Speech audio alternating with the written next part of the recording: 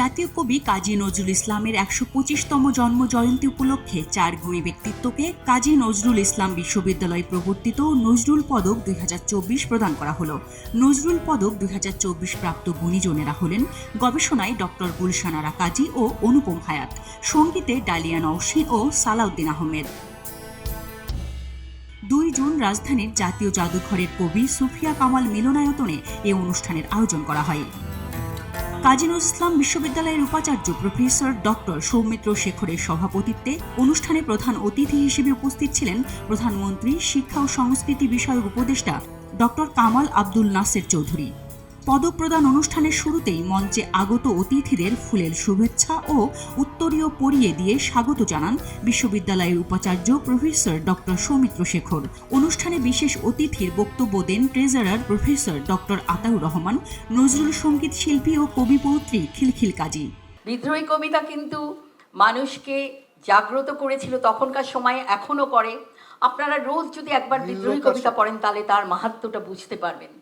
সেই কবিতা পড়লে আপনার তখনই মনে হবে যে আমরা অন্যায়, অবিচার, কুসংস্কারের মধ্যে থাকবো না, আমরা এগুলোর বাঁধ ভেঙে আমরা এগিয়ে যাব, সকল মানুষ এক হয়ে কাজ করব, যেটা কাজী নজরুল ইসলামের স্বপ্ন ছিল। আমাদের দেশের অনেক বাঙালিও কাজী নজরুল ইসলামকে তেমনভাবে জানেন না।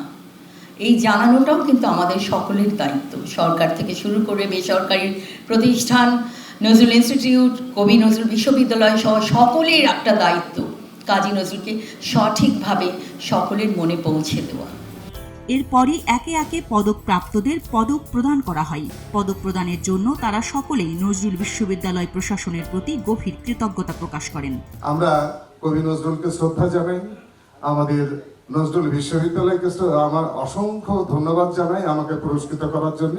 আমি যেহেতু উচ্চাঙ্গ সঙ্গীত শিখে তাকে আশ্রয় করে নজরুল সঙ্গীত শিখেছি, সুতরাং সার্বিকভাবে নজরুল সঙ্গীতের সমস্ত দিকগুলো আমি রপ্ত করার চেষ্টা করেছি। ৬০ বছর পরেও আমি যখন নজরুলকে নিয়ে বলছি, আমি কিন্তু বলতে পারছি না যে আমি সব কিছু জানি ওনার সম্বন্ধে।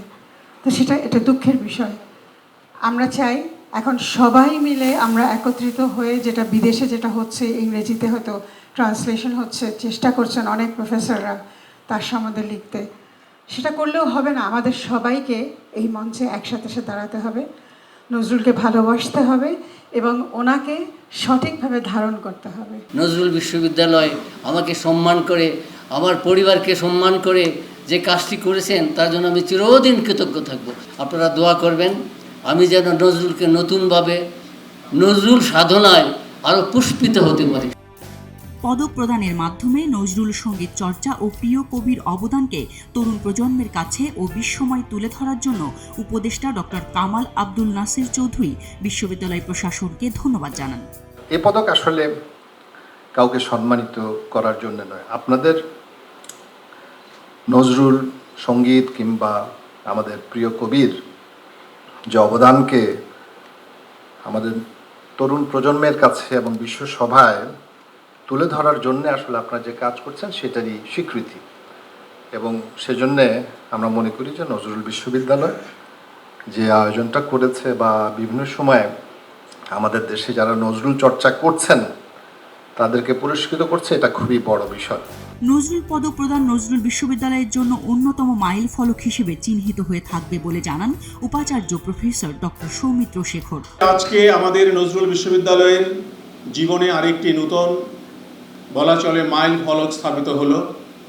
আমরা আমাদের বিশ্ববিদ্যালয়কে জাতীয় পর্যায়ে অর্থাৎ ঢাকাতে এই নজরুল জন্ম জয়ন্তীর একটি আয়োজন শুরু করতে পারলাম। জাতীয় কবি কাজী নজরুল ইসলাম বিশ্ববিদ্যালয়টি ময়মনসিংহে অবস্থিত হলেও সেটি জাতীয় এবং আন্তর্জাতিকভাবে তাদের অবস্থান, কর্ম এবং দাগ কেটে যাবে, সেইটি গবেষণার ক্ষেত্রে, শিক্ষার ক্ষেত্রে এবং উন্নয়নের ক্ষেত্রে। অনুষ্ঠানটি সঞ্চালনা করেন বিশ্ববিদ্যালয়ের রেজিস্ট্রার কৃষিবিদ ডক্টর মোহাম্মদ হুমায়ুন কবির। এ সময় আমন্ত্রিত অতিথিবৃন্দ সহ বিভাগীয় অনুষদের ডিনবৃন্দ, বিভাগীয় ও দপ্তর প্রধান, শিক্ষক, কর্মকর্তা, কর্মচারী ও ছাত্রছাত্রী সহ অন্যরা উপস্থিত ছিলেন। এলো মুক্ত চিন্তার স্বাধীন দৈনিক খবরের কাগজ। এখন খবর হবে নিখাত, নির্ভীক, নিরপেক্ষ।